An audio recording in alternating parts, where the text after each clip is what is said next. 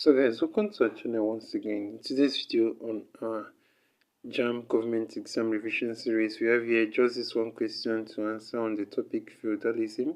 So in short, to stay till the end of this video, we have just this one question to answer here. It says, the economic basis of feudalism is A. Trade, B. Agriculture, C.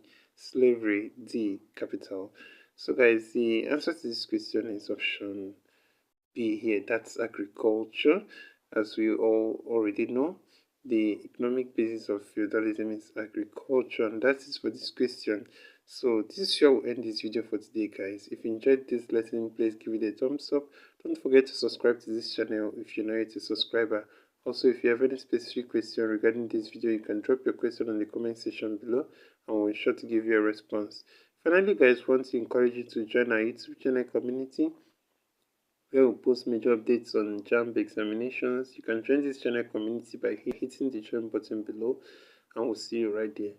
Thank you once again for watching this video. See you on the next one.